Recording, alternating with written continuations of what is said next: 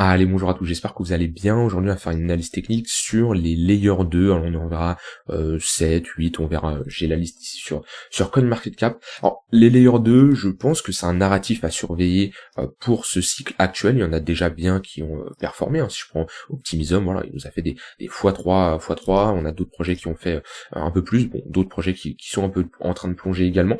Et si on a des ETF spot qui arrivent autour d'Ether, pour moi, Ether, je l'ai jamais caché, c'est le mastodonte, c'est ma plus grosse exposition dans mon portefeuille, mais je pense que tout ce qui se construit autour d'Ether, on l'a vu, hein, ce changement, la mentalité a vraiment switch autour d'Ethereum, où lorsqu'on était en 2020, 2021, alors je parle pas de Matic, mais beaucoup de projets se sont lancés en tant que Ethereum killer, on l'a souvent entendu parler de ce terme-là, pour concurrencer Ether, sauf qu'ils se sont rendus compte qu'ils ne pourraient pas concurrencer Ether, et voilà, ça a été, il y a eu beaucoup de projets en mode vendeur de rêve, j'ai envie de dire, et ça s'est calmé. Du coup, maintenant, les projets qui se lancent sont plus en mode, ok, on concurrence pas Ether, mais on va essayer de l'aider, de l'accompagner. C'est le but des layers 2, c'est d'améliorer tout simplement la scalabilité d'Ether. Donc voilà, j'en ai pris 6-7, les plus gros qu'on peut retrouver ici sur CoinMarketCap. Le but, c'est pas d'aller chercher du top 2000, 3000 de CoinMarketCap. Donc on va s'arrêter à STRK. J'ai pris également, j'ai pris Manta, mais j'ai pris les plus gros. Alors,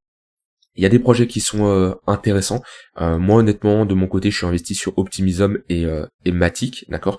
Matic, ça reste dans les layers 2 ma plus grosse exposition au-dessus d'Optimism, mais bon, il a du mal, Matic. C'est vrai qu'il a du mal. Pour moi, c'est un projet qui est sous-évalué, qui mérite ça. Après, il est 17ème de CoinMarketCap, mais il peut gratter en capitalisation de marché. Ok, ça reste un projet très intéressant, avec une excellente token mix, tous les tokens sont en circulation, et c'est ce qui me conforte que c'est un bon choix, comparé à la plupart des cryptos ici, ils ont une token mix pas terrible. On va en parler également, mais voilà, des STRK là, des Starknet, c'est vraiment pas terrible, d'accord. Moi, entre Optimism, Arbitrum, j'ai fait le choix de me positionner sur Optimism, parce que bon, le fondard reste globalement similaire, ce qui change, ça va être la token mix. Alors, Optimism n'a pas une token mix incroyable, mais il a une token mix qui est meilleure, selon moi, que Arbitrum. Et qu'est-ce qui me fait prendre une décision également, c'est d'un point de vue technique, juste en comparant la charte Optimism contre Arbitrum, eh ben on est dans une dynamique haussière, d'accord. Et quand vous hésitez entre deux actifs, vous pouvez raisonner de cette manière-là, d'accord. S'ils ont un peu un fondat similaire, une token mix qui est globalement similaire, qui surperforme qui. Et on se rend compte que Optimism surperforme Arbitrum. Donc Optimism, qui est une crypto qui est selon moi très intéressante. On retourne chercher des zones de localisation pertinentes. Si je prends le mouvement entier, on est revenu chercher notre zone de rechargement, nos 0,58. Si je prends ce dernier mouvement, on y est actuellement. Enfin, on est ressorti, mais dans tous les cas, c'est une très bonne zone de localisation. Et surtout ici, on a fait un pullback sur notre ligne de coût après un dump de 60%, d'accord. Très bonne zone de localisation pour potentiellement se positionner, mettre des ordres d'achat, d'accord, et on a déjà fait un plus 30%. Donc moi, si je chercherais à rentrer sur Optimism, sachant que je suis rentré ici, hop, sur ce bon creux ici de cette pattern de retournement, j'ai un ordre d'entrée vers les 1,29. Ouais, 1,29 $. La zone qui m'intéresse sur Optimism, c'est les 1,6, 1,7 $ si on y retourne. Pour moi, je renforcerai ma position si on y va. Comme je dis, c'est un bon projet. De toute façon, tout ce qui tourne autour d'Ether, les layers 2. Alors, le problème c'est, il y a des layers 2 qui sont intéressants, qui se lancent, mais qui n'ont pas une token mix incroyable. Et la token mix, c'est quelque chose de très important à prendre en compte. On parlera également après de STRK, mais voilà, d'un point de vue technique, Optimism, sa zone de localisation idéale, c'est les 1,6, 1,7 $. Maintenant, là, sur du court terme, c'est pas très beau ce qu'il nous fait. Si je mets des moyennes mobiles, hop. Voilà, on a le 4 heures qui crosse le daily, on a tenté de poser un bottom dans le daily, mais on l'a break, ok.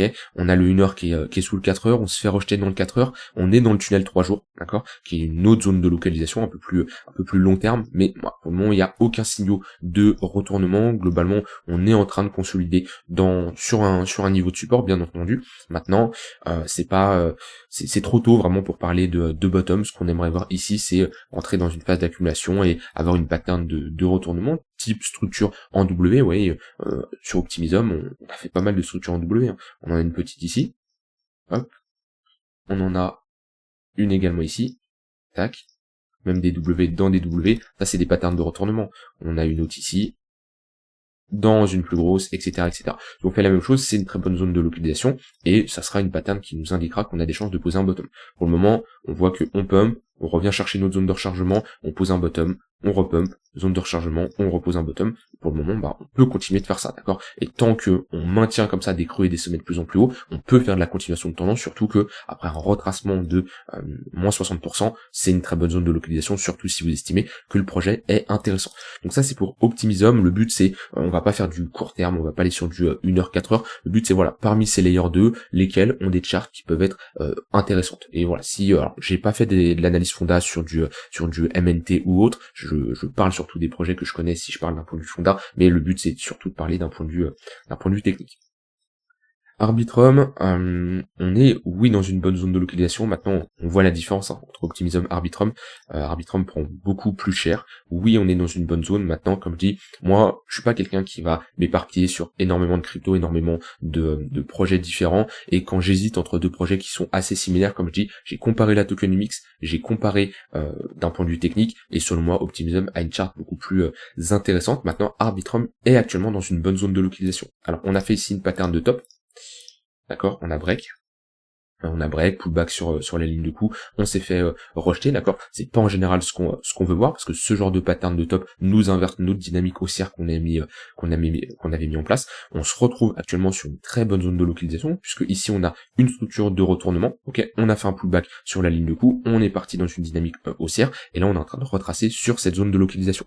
Donc là on est dans une bonne zone de localisation où techniquement les boules doivent essayer de poser un bottom, parce qu'on est même sous les 0,786, on est sorti de notre zone de rechargement longue. Oui, la zone de localisation elle est bonne, maintenant pour moi c'est trop tôt pour parler d'un bottom. Ce qui serait intéressant ici, c'est voilà, de rentrer dans une phase de latéralisation, avoir des structures en W qui nous montrent que on est dans une phase où on essaye de se retourner avec des acheteurs qui posent un bottom tout simplement. Pour le moment c'est trop tôt. Maintenant, il y a plusieurs manières de se positionner, ça c'est quelque chose que je répète assez souvent. Soit vous avez de fortes convictions dans le projet, dans la tokenomics, dans l'ensemble du projet, d'accord, sur le côté fondamental, etc., etc. Et dans ce cas-là, votre but, ça va pas être spécialement d'attendre une pattern de retournement, qu'on reclaim un niveau ou autre, ça va être de vous positionner sur des gros niveaux de support. D'accord? Ça, c'est si vous avez confiance au projet, parce que techniquement, si vous estimez que le projet est sous-évalué, que le projet est sur un gros niveau de support, il a des chances de tenir. Maintenant, si vous ignorez le fonda et vous faites juste de la technique, pour moi ici c'est compliqué, vaut mieux clairement attendre une pattern de retournement. Maintenant, oui, c'est possible de mettre un ordre d'achat sur la ligne de coup. Ça dépend si vous voulez une entrée plutôt agressive, moins agressive, ça dépend en fonction de votre profil, de votre personnalité, de comment vous abordez le marché. Dans tous les cas, moi je rentre absolument pas sur Arbitrum. STRK, bon, STRK qui fait un lancement pas terrible, qui a pas une tokenomics de ouf, à 7% de la supply, et on a une capitalisation boursière full diluée, c'est-à-dire que si on met tous les tokens en circulation, on a un market cap de 11 milliards. C'est énorme. La supply, la tokenomics, c'est vraiment pas ouf. C'est-à-dire que là, si on libère tout, on a un projet qui est 11e. Actuellement, on est quoi? On est 85e. Pour moi, la tokenomics est pas terrible. En plus, bon, c'est un projet, la communauté ne l'aime pas spécialement. J'ai pu entendre qu'il y a des petites embrouilles là, j'ai pas plus creusé que ça, mais bon, entre la tokenomics, franchement, c'est un projet qui peut performer. Maintenant, ouais, il y a beaucoup de supply à libérer quand même, et je suis pas convaincu. Maintenant, d'un point de vue technique, c'est un peu tôt pour vraiment parler d'une analyse weekly, d'accord. C'est beaucoup trop tôt. En daily, on peut commencer à faire quelque chose. Maintenant là, qu'on a très peu d'historique comme ça, c'est difficile de déterminer des niveaux de support. Le but, ça va être d'estimer vous, avec le market cap, votre connaissance, en comparaison avec les autres layers 2 et d'autres projets crypto, pourquoi pas, de déterminer si le projet est sous-évalué selon vous. Alors ça, c'est beaucoup plus compliqué. Moi, j'ai jamais creusé sur STRK, ils m'ont jamais convaincu dans tous les cas. Je ne pense pas que j'investirais sur ce projet-là, surtout que, comme je dis, la tokenomics, on a quand même déjà pas mal de supply à libérer, on a une capitalisation full diluée qui est assez énorme. Si je compare un Optimism, ça reste différent, ok. On a quand même 10 milliards, ok. On a quand même 10 milliards, 11 milliards. Actuellement, on est 38, on a 24% de tokens en circulation. Ok. Bon, il y a une différence, c'est que on a 10 milliards avec 75% de la supply encore à libérer, que ici on est à 11 milliards avec quand même 93% de la supply à libérer. Mais sur Optimism, je m'attendais pas une capitalisation entièrement diluée ici à 10 milliards. On est à combien sur Arbitrum? On doit être sur quelque chose de similaire du coup. On est sur du 9,5 milliards. C'est vrai que tout ce qui tourne autour de les layers 2, la Optimism, Arbitrum, faut pas s'attendre à des projets qui vont faire des x20, x30. J'ai très peu de conviction là-dessus. C'est des projets intéressants, mais au point qu'ils nous donnent de grosses performances, je ne pense pas. D'accord, on a déjà fait des vidéos sur des targets qui étaient réalistes, mais voilà, après ça dépend le projet quand il pump, parce que ça c'est la capitalisation entièrement diluée, c'est-à-dire au moment où on aura toute la supply qui est en circulation. Maintenant, tant que cette supply n'est pas en circulation, on a un market cap de ici 2,5 milliards. Donc on peut aller chercher des niveaux assez intéressants, retracer, et si on est en bear market avec des tokens qui seront libérés, là faudra se casser vite, faudra prendre des profits, parce que un projet en bear market qui a des déblocages de jetons, en général c'est un projet qui prend relativement cher. Voilà, mais pour STRK là d'un point de vue technique, on n'a pas assez d'historique. Si on a un break de ce niveau-là, on aurait ici une pattern de retournement daily, encore le fait d'avoir méché sous ce niveau-là, je suis pas fan. Pattern de retournement ici, mais je préférerais rentrer dans une phase de latéralisation un peu plus long terme, break ce niveau-là, et avoir au moins une pattern de retournement weekly. Là, ça serait intéressant. Sur Matic, on est toujours dans une bonne zone de localisation. J'avais fait une update dessus il y a pas très longtemps. Pour moi, quelqu'un qui estime que Matic est un projet intéressant, on est toujours dans une bonne zone de localisation, puisqu'on est sur nos 0,786 de l'entièreté de ce mouvement-là, d'accord. On est toujours sur un retracement assez important quand même, moins 78% pour le coup. Et si on estime que ça, c'est un range, on est en train de revenir au niveau de notre bad range. Ouais, on a un poke, on est proche de la value area low, donc c'est une bonne zone de localisation. D'ailleurs, on a fait un pullback ici. Ouais, on a fait un pullback sur la ligne de coup, pareil, de cette pattern de retournement. Hop. Donc, tout ce qui tourne autour des 60 centimes de dollars, c'est une bonne zone de localisation sur Matic. Manta qui prend également assez cher, on n'a pas assez d'historique. Je vais regarder d'un point de vue tokenomics ce que ça nous donne. Alors déjà c'est plus intéressant, on a 25% de la supply qui est libérée, on a une capitalisation boursière max de 1 milliard 500 millions, actuellement 377 millions, on a une capitalisation boursière qui reste plus faible, maintenant c'est toujours la même chose, hein. Oui, une capitalisation boursière veut dire que on peut avoir une performance beaucoup plus intéressante, mais c'est que vous prenez un risque de l'autre côté un peu plus conséquent, d'accord. Les petits projets à faible market cap ont plus de chances de disparaître du jour au lendemain, c'est ce qui prouve leur solidité, hein.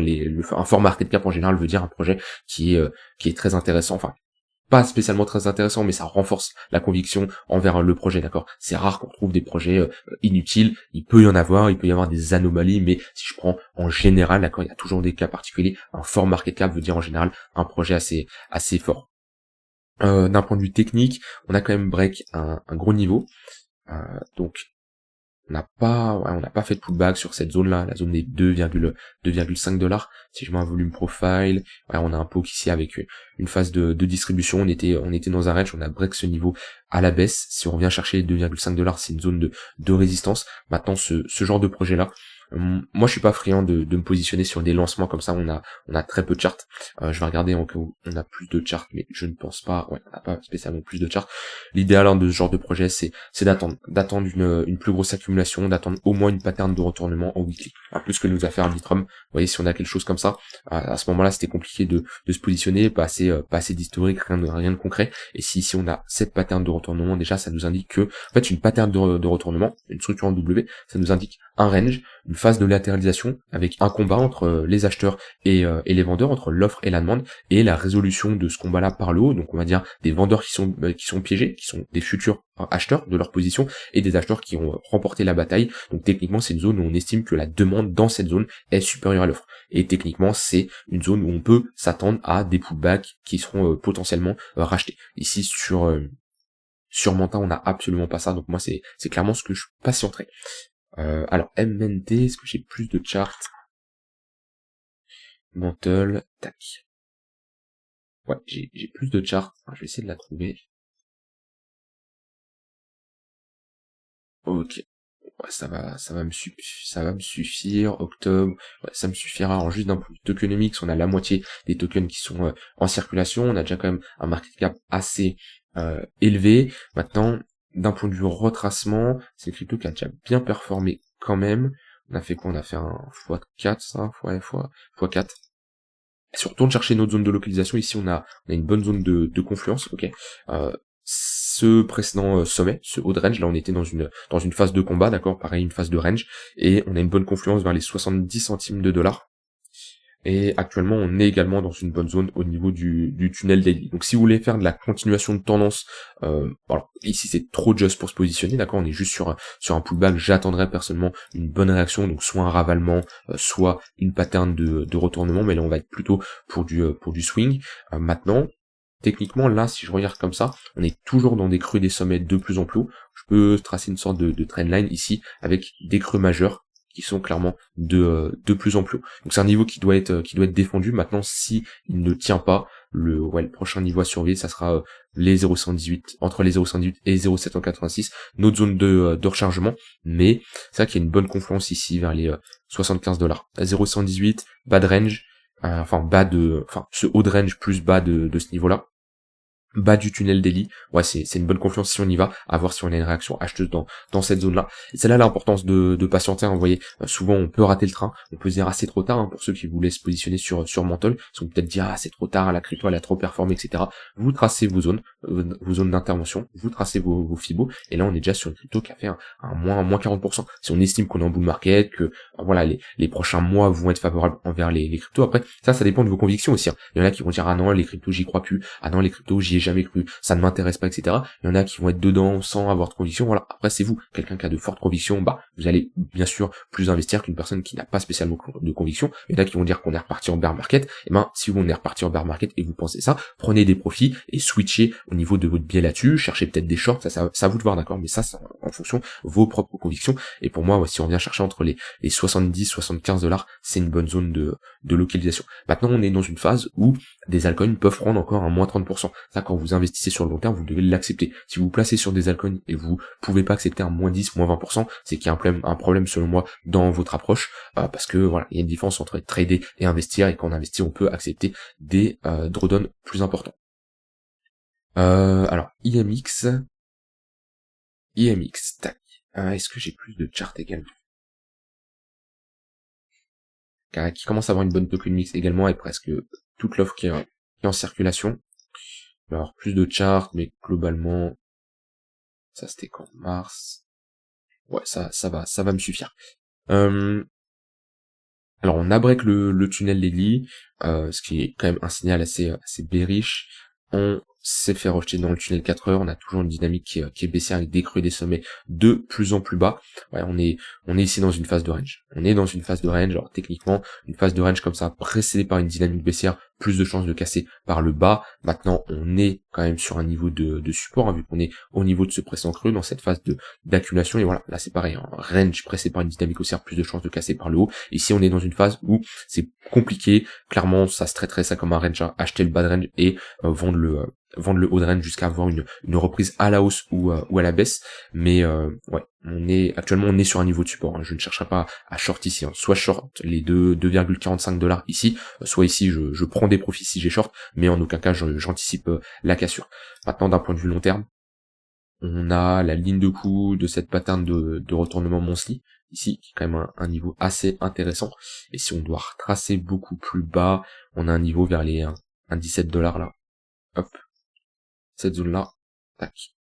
Je passe un fibo, chercher des confluences, on est dans nos zones de rechargement longues, donc un IMX entre les 1,66 et les 1 $, c'est une bonne zone de localisation. Si techniquement les acheteurs veulent maintenir ici des creux de plus en plus haut, c'est dans cette zone de localisation qui chercheront à le faire. Donc ouais, la bonne zone de localisation ici sur IMX, c'est cette zone là, avec une bonne zone vers les 1,20 $. D'accord. Voilà. Bon, j'ai fait globalement le tour. Je voulais surtout voir ces 7 altcoins. Moi, comme je dis, je surveille surtout Optimism et Matic. Il y a des Layer 2 qui vont sûrement arriver dans les prochaines semaines, prochains mois également sur Layer 2. Ce qu'il faut voir, c'est la tokenomics au lancement comment elle est. Si la tokenomics est dégueulasse, et ben on peut s'attendre à des lancements un peu comme Starknet, d'accord. Puis en plus, ils ont vraiment pas le meilleur soutien au niveau de la communauté. Maintenant, je pense que les layers 2 ont un potentiel, surtout si on a un ETF spot qui est accepté. Faut toujours un peu, alors le but c'est pas de prédire, hein, mais c'est de se projeter, d'accord? Ok, on voit qu'il y a l'arrivée des institutionnels, on a un ETF sur BTC qui a été approuvé, la prochaine étape c'est Ether, d'accord? Est-ce qu'il va être accepté en mois de mai? J'en ai aucune idée, d'accord? Voilà, ça peut être refusé, ça peut être accepté. Je pense que sur le long terme, c'est un ETF qui sera accepté. Maintenant, il peut être refusé au mois de mai et être accepté au mois de juin, août ou 2025. Mais pour moi, Ether, c'est un mastodonte, ça le restera, et tout ce qui se construit autour, c'est des projets intéressants. Voilà, je vous laisse avec ça, je vous souhaite une très bonne fin de journée, on se retrouve demain pour une prochaine vidéo. Bye bye.